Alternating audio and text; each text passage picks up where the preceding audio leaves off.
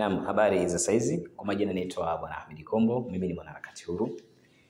Nitumie fursa hii kwanza kumshukuru Mwenyezi Mungu mwingi wa rehema ambaye ameweza kuniwezesha mimi na wewe siku hii ya leo kuwa salama kabisa na kuweza kuyazungumza haya ambayo tunayazungumza na kuweza kutoa maoni machache juu ya taifa letu, kwa kuwa sisi ni wanaharakati huru ambao tunalipendelea vyema taifa letu, ambao tunapendelea mema ya taifa letu.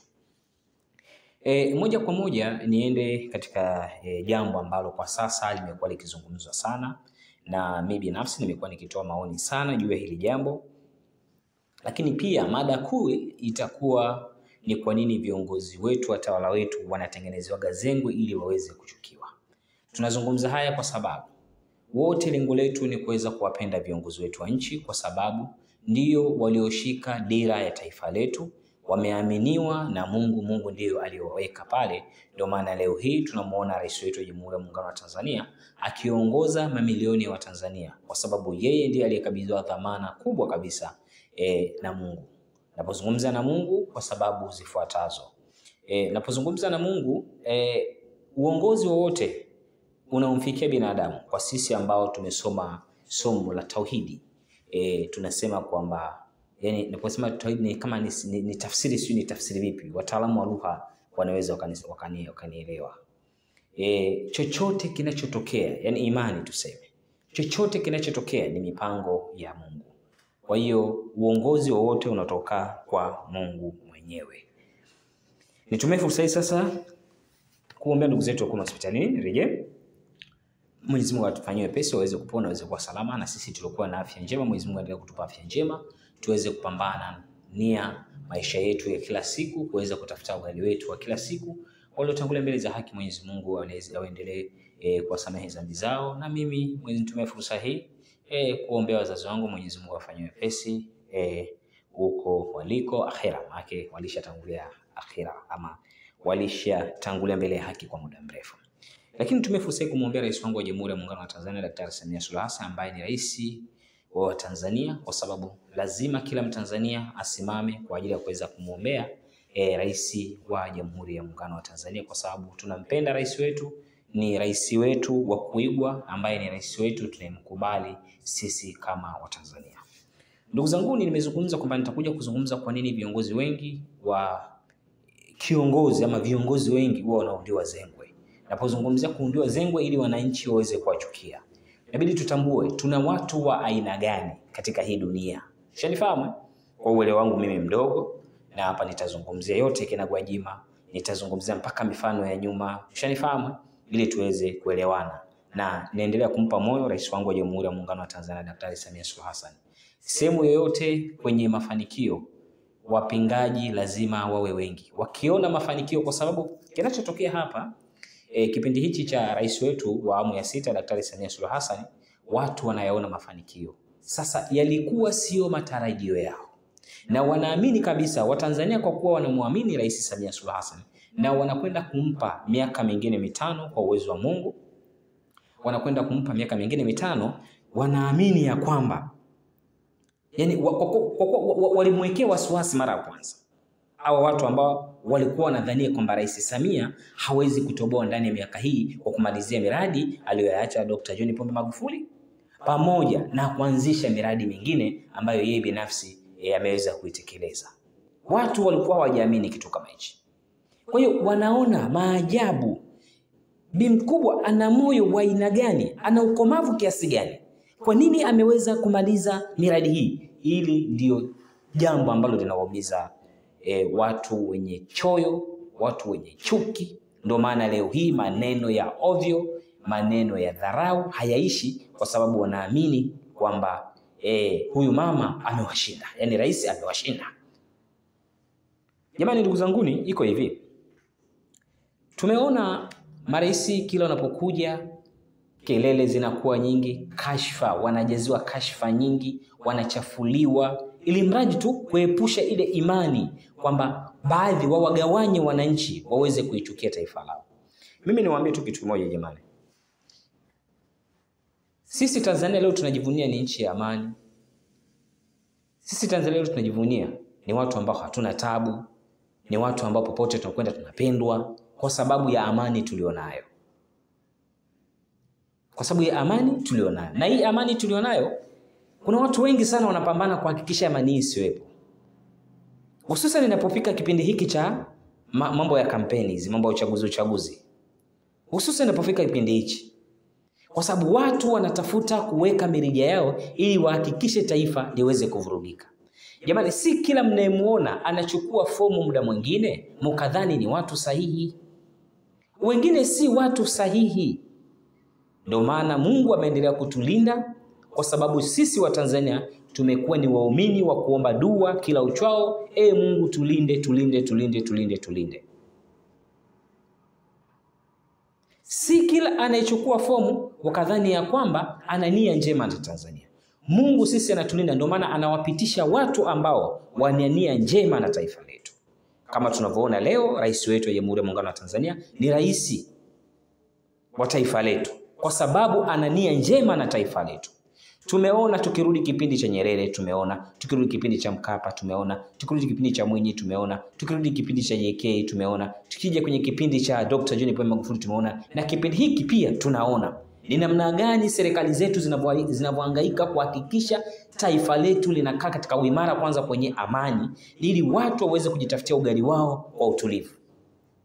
Kwa hiyo zinapokuja ama inapokuwa kipindi hiki cha kampeni, chokochoko lazima zitokee, kwa sababu kuna watu wengine mimi naimani kwamba huwa wanatumwa. Hatujui wanatumwa na nani. Sasa Watanzania tusipoamka, kwa kwetu wa Tanzania ni kumkubali kiongozi wetu alio madarakani. Niwaambie tu ukweli. Hii amani leo tunayoiona imelindwa na Chama cha Mapinduzi. Hii amani leo tunavyoiona, hii amani tunayoiona hii, viongozi wetu, watawala wetu ndio wanaohakikisha kwamba wanasimamia haya mambo kuhakikisha amani yetu inaendelea kuwepo. Ndio maana siku hii ya leo amani Tanzania ipo ya kutosha. Jibu ni kwamba, unajua, ndio nakuja kugusa ile pointi yangu ile ya kusema kwamba kipindi kama hichi kuna watu huwa wanamsabotage makusudi tu kiongozi wa nchi, wanamsabotage makusudi tu rais, ili mradi wao wafanikishe ya kwao. Wapo kuna makundi karibia, naweza kwa ufahamu wangu ni makundi kama mawili. Kundi la kwanza ni kwa sababu tu ya njaa ya kuweza kutafuta nafasi ya uongozi, wanaamua kuichafua serikali wakidhani na wao watapata nafasi. Wengine ni watu ambao wanajaribu kutumika na baadhi ya mataifa, ili mradi taifa hili liongozwe na taifa fulani, ambapo viongozi wetu wa sisi wa Tanzania ni watu ambao hawakubali kutumika kwa sababu ya taifa fulani. Ndio maana leo tuko huru, tunafanya vitu vyetu bila kupangiwa na mtu yoyote. Rais wetu ana uwezo wa kusimama kukemea kiongozi yote wa nchi ambaye atajaribu kuingilia uhuru wa Tanzania. Shanifahamu? Lakini wale ambao wanaopambana kwa sababu uongozwe labda na taifa fulani, wale ni changamoto. Ni changamoto kwa sababu hata kuwa na ubavu wa kumjibu mtu yoyote, hawatakuwa na ubavu wa kujibu balozi wote. Leo nchi yetu, rais wetu, kikitokea kitu chochote, amekuwa akisimama mstari wa mbele na Watanzania. Amani wa Tanzania ni jambo muhimu. Mtanzania hawezi kuingiliwa kwenye mambo yake ya aina yoyote. Tumemsikia juzi kati hata jambo la Wakenya. Tunasukia kipindi cha nyuma ubalozi wa nchi fulani walipojaribu kuingilia mambo ya Tanzania, rais wetu alisimama kidete akasema Tanzania itajitegemea. Tanzania itasimama kama Tanzania kwenye mambo yake ya ndani ya Tanzania. Haipaswi kuingiliwa na nchi yoyote. Naeleweka hapo? Kwa hiyo rais wetu wa Jamhuri ya Muungano wa Tanzania, Daktari Samia Suluhu Hassan, tukimwangalia hata tu alivyo tu, tunajua kabisa mama yetu yuko busy kwa ajili ya kutuhudumia sisi wa Tanzania. Ndio maana nasema kuna baadhi ya watu hawapendi, wanahitaji wamuone rais wetu akifeli. Unajua, viongozi baadhi yao wanaomchafua mheshimiwa rais wa vyama vya kisiasa. Maana hapa sana ni vyama vya kisiasa. Na hawa kwa nini wanamchafua mheshimiwa rais? Ionyeshe kwamba rais labda hana waone kwamba kama hana chungu na taifa lake. Ni kwa sababu gani? Wivu. Watu wanamuonea wivu rais wetu wa Jamhuri ya Muungano wa Tanzania. Watu wanamuonea wivu Daktari Samia Suluhu Hassan jinsi anavyoongoza uongozi wake ulivyotukuka. Watu wanaumia. Kwa nini huyu mama anaongoza vyema? ni chuki, roho mbaya ndizo zilizowatawala baadhi ya watu. Mimi Gwajima nathibitisha kabisa hii ni chuki na roho mbaya. Tundu Lissu ni chuki na roho mbaya. Roho mbaya tu basi tu. Hiyo unaona kila binadamu. Kwa sababu tukimwangalia Gwajima kipindi hicho alimradi sana, alimsema sana Kakobe. Kumrazi Kakobe nani? Kumrazi. Alimsema sana Pengo, Kardinali Pengo. Pia akamsema sana Dr. Jakaya Mrisho Kikwete. Kipindi cha mwanzo akamsema sana Dr. John Pombe Magufuli. Na sasa hivi amegeuka, anajifanya mimi sisemi serikali, mimi nazungumzia kuhusu jambo fulani. Utekaji upo miaka mingi. Utekaji nchi yoyote kuna utekaji. Tatizo letu sisi wa Tanzania, uhuru umezidi. Vyama vya siasa vimeachua uhuru. Hii demokrasia ndiyo itakayotuumiza sisi. Hii demokrasia tunasema demokrasia bora. Demokrasia hivi na hivi. Nchi yoyote ambao watu wanahitaji maendeleo, haitupaswi kama tunahitaji maendeleo, tumwamini Rais Samia, tuende naye, tufanye kazi ili mambo yaweze kunyooka. Jomba, mimi naweza kuzungumza jambo moja. Ushanifahamu? Jambo ambalo mimi naweza nikalizungumza ni moja. Hivi leo kama kweli vyama vya kisiasa vya ndani ya Tanzania vingekuwa vinahitaji kufanya siasa smart, siasa ambayo ya maendeleo, maana Tanzania asilimia kubwa vyama vya upinzani vina siasa ya chuki. Inawaambukiza baadhi ya wanachama wao, wanawaambukiza chuki. Wakimwona mtu wa Chama cha Mapinduzi wanamchukia. Kwa sababu mimi siwezi kusema mwana CCM anamchukia mwana Chadema. Kwa sababu mwana Chadema wengine ni waajiriwa wa serikali. Chama cha Mapinduzi kibagui, kwenye kuajiri ya kibagui. Wewe Chadema, uwe TLP, uwe chama gani, utaajiriwa tu serikalini. Na si kama watumishi wote waliokuwa kwenye serikali yetu ni watumishi wa Chama cha Mapinduzi. Ni uongo. Kwa mimi ninachokijaribu kukizungumza hapa ni vipi tumpende rais wetu wa Jamhuri ya Muungano wa Tanzania. Kwa sababu hii ni zawadi tuliopewa. Tusikubali kupoteza amani tulionayo. Tutakuwa tumefanya makosa makubwa sana. Tusikubali kabisa kupoteza amani tulionayo. Leo kama una uwezo wa kukaa nyumbani ukaangalia smartphone, ukawa una chati. Kuna clip moja niliona siku kadhaa zilizopita, yule si Mtanzania akiwa anazungumza, Watanzania mkikiondoa Chama cha Mapinduzi mtapata tabu sana. Mtapata tabu sana. Ndio maana sisi vijana wanaharakati wazalendo sisi tunasema Chama cha Mapinduzi tunakihitaji kiendelee kutawala kwenye taifa letu. Kwa sababu tumeona utawala wao. Tumeona katika nafasi za uongozi ndani ya chama hicho. Watu wanapishana kwa muda mchache, baada ya hapo wote wanasimama na chama chao. Kwa maana watu watapishana, lakini baada ya muda watu watasimama na taifa lao. Leo watu ambao tunataka watu wanaoaminisha ni watu wa haki, eti Chadema wanajiita kwamba ni watu wa haki. Leo tumeona iliyotokea ndani ya chama chao. Wote tumekuwa kila mtu kaona. Hivi kweli unakuja kumkabidhi nchi mtu kama Tundu Lissu, unakuja kufanikiwa nini? Unapokuwa kiongozi, unajua vitu vingine sio vya kufundishana, ni kukumbushana tu. Unapokuwa kiongozi, uwezi ukasimama kila sehemu ukaropoka kila kitu kama Gwajima. Uwezi. Kwa sababu mengine unayozungumza ndani yake unajua kabisa hapa anapigisha shoti. Hapa anapigisha shoti. Kabisa 200%. Kwa mimi ninachojaribu kusema ya kwamba watu wengi wanajaribu kupandikiza chuki kwa viongozi wa nchi ili mradi wananchi wawachukie viongozi wale, wakidhani ya kwamba wao wanaweza kupendwa kuliko wale viongozi. Mimi niwaambie tu kitu kimoja. Nafasi ya kila mmoja imesimamiwa na Mungu. Unajua binadamu shida kwamba ni watu ambao asilimia kubwa ni watu ambao huwa hatuwazi. Hivi mimi mpaka nakuwa kuwa nimefikaje hapa? Mpaka napata hii nafasi nimefikaje hapa? Au mpaka mtu fulani kapata hii nafasi nimekafikaje pale? Ule ni mpango wa Mungu. Huwezi kubishana na mpango wa Mungu. Ndio maana mtapiga kelele. Mwisho wa siku yatapita. Kuna mambo yalipita mazito kwenye taifa hili. Mambo yalipita mazito. Najaribu kumpa moyo rais wangu wa Jamhuri ya Muungano wa Tanzania. Huu ni wakati wa mpito tu. milima hii utaipanda na kuishuka kwa sababu ni wakati wa mpito tu. Kuna baadhi ya watu wengine wanachukia kwa nini una nafasi hiyo. Rais wangu, sisi kama Watanzania tunakupa moyo. Utapambana na vita hii ya watu wanaokuchukia. Tena wanakuchukia bila sababu, na watu mimi siwashangai kwa sababu hasidi huwa hana sababu. Hasidi akiona anafanya maendeleo tu, yeye anachukia hata kama maendeleo yana afadhali kwake yeye. Anachukia tu bila sababu yoyote, anakuchukia tu. Kwa Rais Samia, rais wangu wa Tanzania na rais wa Zanzibar na mwenyekiti wa Baraza la Mapinduzi, baba yangu Dr. Israel Mpango, ndugu yangu, kaka yangu katibu mkuu mgombea mwenza wa Daktari Samia Suluhu Hassan mwaka 2025, Emmanuel Nchimbi, vumilieni. Huo ndio uongozi. Uongozi una milima mingi. Mnaweza muda mwingine mkaongozana na watu mkadhani ni watu sahihi, kumbe sio watu sahihi.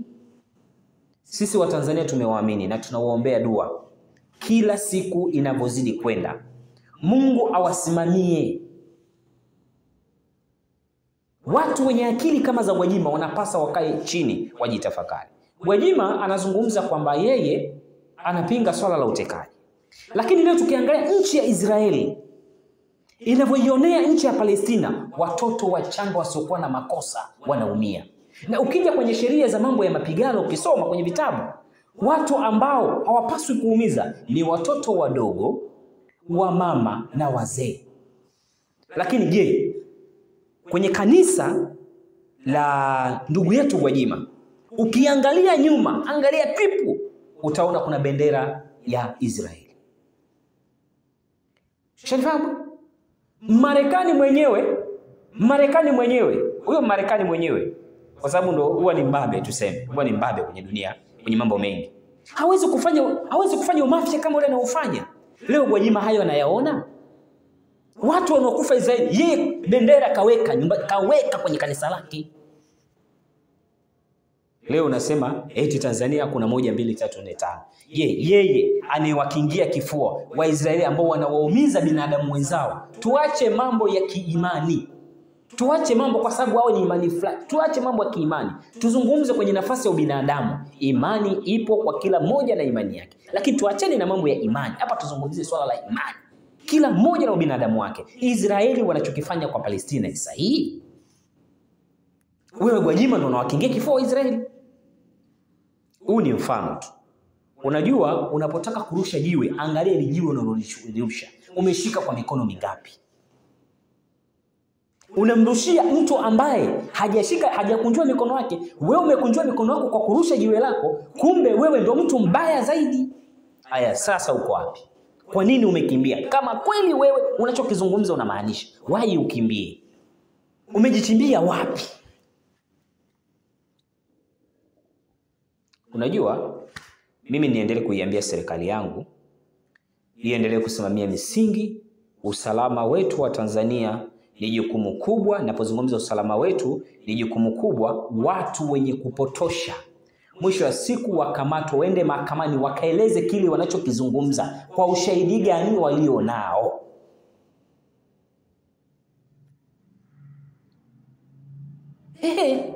Kwa sababu tukiamka asubuhi, mmoja kikaa kwenye Twitter, nchi yetu nchi. Leo unapata nafasi, nchi yetu. Tujiulize kwa Gaddafi kilitokea nini? Leo angalia maisha wanaoishi Libya. Tuangalie Kongo hapo kumetokea nini? Leo tuangalie nchi zetu nyingine jirani kinatokea nini? Leo tuangalie. Wa Tanzania, viongozi ni wa kwetu sisi. Sisi ndio tunaopaswa kusimama kidete kuwatetea viongozi wetu. Kuna watu kwenye hizi siasa wamefuata maslahi yao wao binafsi. Jamani, propaganda, nini maana propaganda? Unajua vyama vingi vya upinzani kwa hapa Tanzania, hususan chama kimoja tu, kina propaganda za ujinga za kujaza wananchi chuki. Hizo sio propaganda, huo ni uadui. Unapotaka kulitengeneza taifa, usilete propaganda za uadui. Chadema wanaita propaganda za uadui. Unapotaka kulitengeneza taifa, usilete chuki. Chama cha upinzani jukumu lake kubwa ni kuishauri serikali. Kuna 1, 2, 3, 4, 5. Kuna hili na hili na hili. Sasa wao wanalazimisha kuingia kwenye dola kwa nguvu. Kwa sababu sasa hivi watu wanamwataka Rais Samia na familia yake. Sasa je, ndio hoja ya chama cha upinzani? Wakitolea mfano, kiongozi Rais Samia, wanatolea mfano eti na familia yake. Kwa nini? Jamani, mwacheni mama watu afanye kazi. Ana jukumu kubwa kwetu sisi wa Tanzania kutuhudumia 2025 2030. Ana jukumu la kutuhudumia sisi wa Tanzania. Na sisi kama wa Tanzania tunamuunga mkono rais wetu wa Jamhuri ya Muungano wa Tanzania. Kwa viongozi wengi, watawala wa nchi yetu wanachafuliwa na watu kwa sababu ya tamaa za baadhi ya watu wanaotoka kwenye vyama vya upinzani. Na wengine si vyama vya upinzani tu. Na baadhi ya wengine wanakuwa kwenye vyama tawala, wanajificha kwenye vyama tawala lakini ndani yake ni watu wa vyama vya upinzani. Chama cha Mapinduzi hakitaondoka madarakani kwa matakwa ya Gwajima. Chama cha Mapinduzi hakitaondoka madarakani kwa matakwa eti ya Lissu. Chama cha Mapinduzi hakitaondoka madarakani kwa matakwa ya Heche. Sahau. Watanzania wote wamekuwa kiomba amani. Jukumu la Chama cha Mapinduzi na serikali yake ni kulinda amani ya Mtanzania. Na leo tuko na amani. Ndio maana unaenda Kariakoo, unaenda wapi, unaenda kulima, unarudi, riski yako unapata, maisha yanakwenda. Sisi Mungu katujalia upeo. Watanzania katujalia upeo mkubwa sana. Upeo wetu mkubwa, kilio chetu kikubwa ni amani yetu kwanza, ili tuweze kujenga uchumi wetu. Chama cha Mapinduzi hakitakaa kikakubali eti Tanzania, Chama cha Mapinduzi kimeaminiwa na Watanzania, afu leo eti wakubali chama kiflani kilete chokochoko eti ya kuharibu amani ya Watanzania. Never ever. Chama cha Mapinduzi tunakikubali. Chama ni cha Mapinduzi, ni cha kwetu sisi wa Tanzania. Wewe mwanachadema ni mwanachama wa Chama cha Mapinduzi. Umesoma serikali zilizojengwa na kusimamiwa na serikali ya Chama cha Mapinduzi. Jiulize wewe binafsi kwanza kabla hujaanza kukizungumzia Chama cha Mapinduzi. Kabla hujaanza kukilaumu Chama cha Mapinduzi, umekifanyia nini Chama cha Mapinduzi? Wewe unanitizama. Kilipe Chama cha Mapinduzi kwa shukrani. Uwezi kupata madaraka kwa kumtukana mzee wako. Uwezi kupata madaraka kwa kumtukana kiongozi wako wa nchi. Uwezi kupata madaraka kwa kumdhihaki aliyekutoa hatua fulani kwenda hatua fulani. Sahau katika maisha yako. Uongozi haupatikani kwa nafasi ya chuki. Uongozi unapatikana sehemu yenye upendo. Uongozi wote unapatikana sehemu yenye upendo. Uongozi anapata mtu mwenye upendo wa kila mmoja. Ukijiona una chuki zisizokuwa na sababu, wewe kupata uongozi sahau, mpaka dunia inakupita. Yaani mpaka utaimaliza dunia hii, mpaka unafukiwa chini. Swala la kupata uongozi kama una chuki kwenye moyo halipo.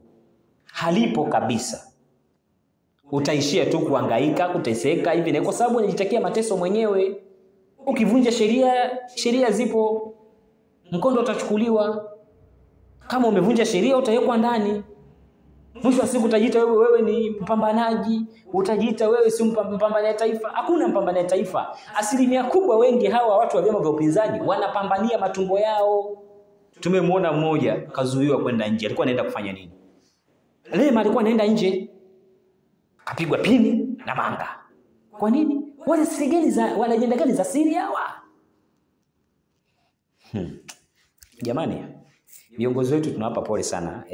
Rais wangu kwa majukumu makubwa na lawama kubwa unazozipokea, wewe mshukuru Mungu kwa sababu ni moja katika utimilivu katika maisha yako. Wanasema kwamba kwa watu sisi tunaoamini imani hizi, tunaamini kwamba kila jambo linalokukuta ni mipango ya Mungu, lakini kukutengenezea kesho yako iliyokuwa bora. Unapopata mitihani ni unaitengeneza kesho yako iliyokuwa bora. Kwa maana kuu moja, kuyaona kesho, kuweza kupambana na magumu zaidi ya haya.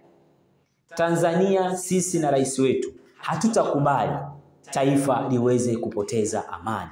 Abadan, kamwe. Tutaendelea kukiunga mkono Chama cha Mapinduzi kwa sababu kimetulindia amani yetu kutoka miaka tokea imepata uhuru mpaka hii leo.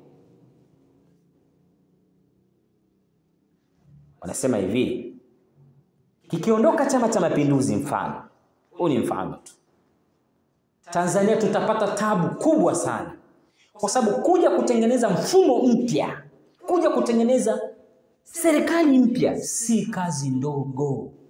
Na wenzetu hawa, najua ni kitu ambacho hakipo, hawataweza kukipata.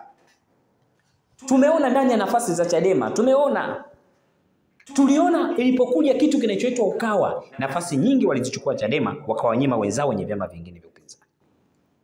Mpaka Profesa Ibrahim Lipumba akasusa. Kwa nini nyinyi bora kuliko wengine? Chama cha Mapinduzi hakuna bora kuliko mwingine. Hakuna bora kuliko mwingine. Kwa Gwajima anachokifanya yeye mwenyewe binafsi anakijua, nimetolea mfano, lakini niseme tu ndugu zanguni, sisi inabidi tumpende rais wetu.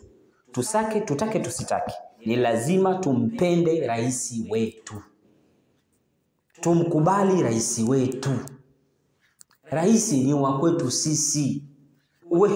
Yaani hata kama kiongozi ikitokea kwamba kuna jambo ambalo uko nataka lifanyike, kuna njia nzuri tu za kuweza kufikisha ujumbe ili jambo liweze kufanyika. Sio kutumia nguvu, kejeli, dhihaka. Kwa hiyo ndugu zangu niseme, mimi nawaambia ukweli unauma. Tumpende rais wetu. Tuache kujazwa chuki na baadhi ya watu wasiokuwa na nia njema na taifa letu. Mimi mfano Bwana Ahmed Kombo, kiukweli nampenda sana rais wangu, naipenda sana serikali yangu, na nakipenda sana Chama cha Mapinduzi. Kwa sababu naona haki inayotendeka ipo. Watu wanapata nafasi ya kuabudu katika maisha haya. Jamani, waambie ukweli, nafasi kubwa na yenye thamani duniani ya kwanza ni kupata nafasi ya kuweza kumwabudu Mungu wako.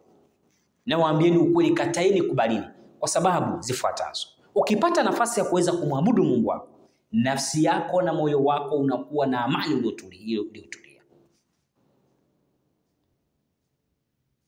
Tanzania tunapata nafasi kubwa sana ya kuweza kumwabudu. Kila mtu anaabudu. Serikali hakuna inaibugudhi. Kikubwa usilete chuki ndani ya imani. Usijeze watu chuki. Wewe dili na Mungu wako aliyekuumba akakushusha duniani, akakupa upeo ulionao. Taifa letu tuna haki ya kujivunia Daktari Samia Suluhu Hassan. Tuna haki ya kujivunia serikali hii ya awamu ya 6. Tuna haki ya kujivunia Chama cha Mapinduzi kwa sababu tuna amani. Na kiomba Chama cha Mapinduzi, namuomba mwenyekiti wa Chama cha Mapinduzi taifa ambaye ni Rais wa Jamhuri ya Muungano wa Tanzania, namuomba katibu mkuu wa Chama cha Mapinduzi, ninamuomba mwenezi, namuomba nani makamu mwenyekiti bara, ninawaomba sana, endeleeni. Sisi wa Tanzania tunategemea Chama cha Mapinduzi kiongoze vyema serikali, kwa sababu Mungu katia baraka ndani ya Chama cha Mapinduzi. Chama kisichokuwa na shaka. Hakina shaka chama hiki. Watu wanaongozwa wanaenda vizuri na Mungu katia baraka yake ndani ya Chama cha Mapinduzi.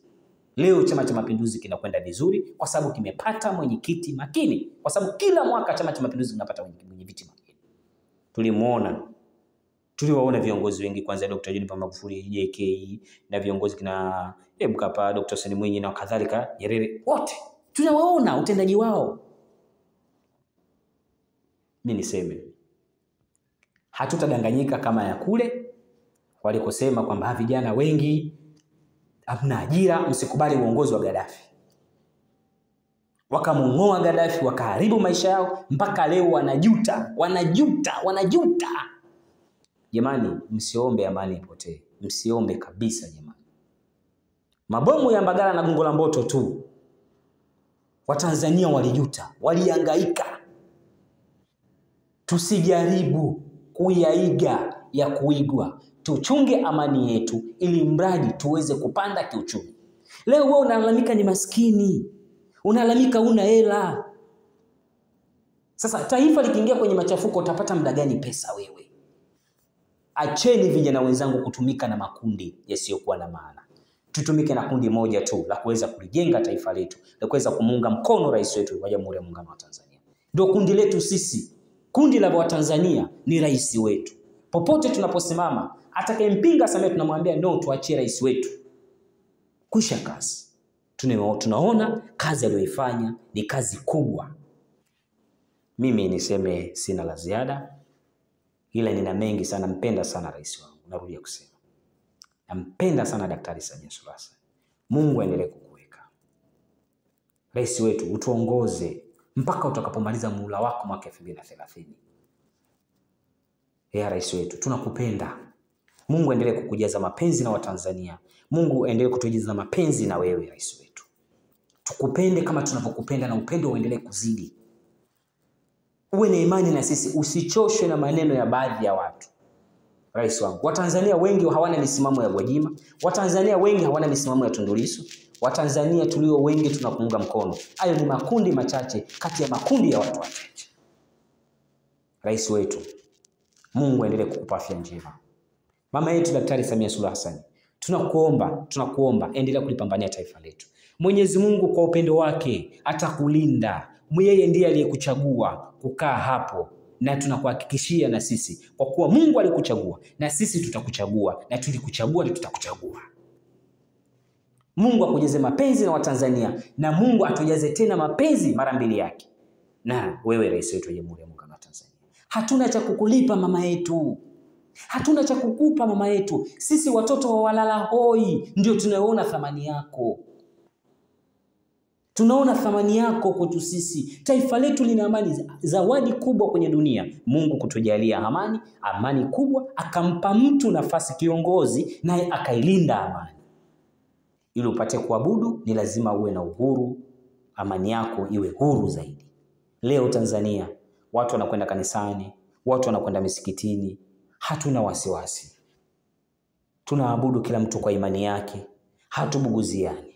Taifa limetulia. Hiyo ndio nafasi kubwa sana kwa binadamu.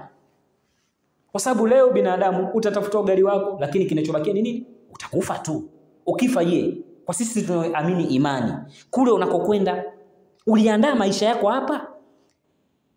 Usikate tamaa na neema za Mungu binadamu. Katupa rais wetu, wala tumuombe, tusimvunje moyo. Tumuombe rais wetu ili na sisi tuendelee kupata moyo wa kuweza kufanya ibada zetu. Mimi niseme bado nina mengi ya kuzungumza. Ninampenda sana rais wangu. Nazungumza kutoka ndani ya moyo. Asanteni sana kwa kunisikiliza. Tukutane siku nyingine kwenye vipindi vingi.